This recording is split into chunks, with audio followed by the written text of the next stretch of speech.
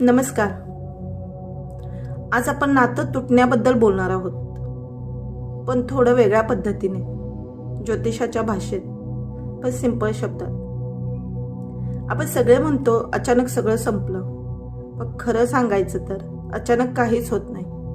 आकाशात जे बदल होतात त्याचा इफेक्ट हळूहळू आपल्या बिहेवियरमध्ये दिसायला लागतो.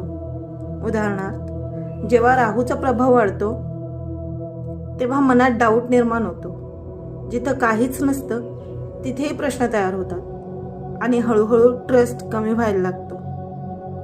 मग मंगळ ॲक्टिव्ह होतो, राग वाढतो, बोलण्याचा टोन बदलतो, छोटे वाद मोठ्या फाईट्समध्ये बदलतात आणि शब्द नात्यावर रिझल्ट देऊन जातात. यानंतर शनीचा फेज येतो.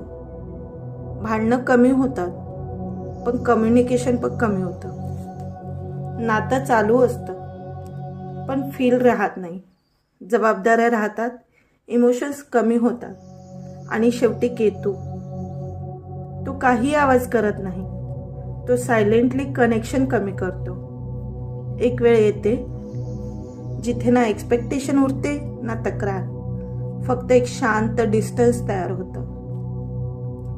आता प्रश्न येतो, मग हे सगळं प्लॅनेट्स ठरवतात का?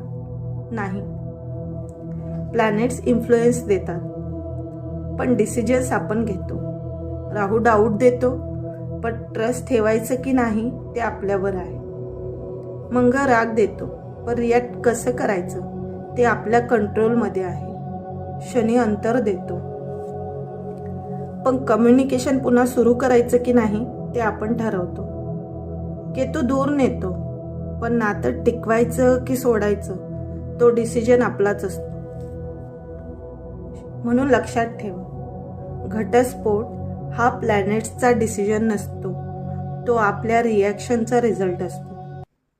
ज्योतिष आपल्याला घाबरवत नाही, ते फक्त आपल्याला अलर्ट करतं. संकेत आधीच दिसतात, फक्त आपण लक्ष दिलं पाहिजे.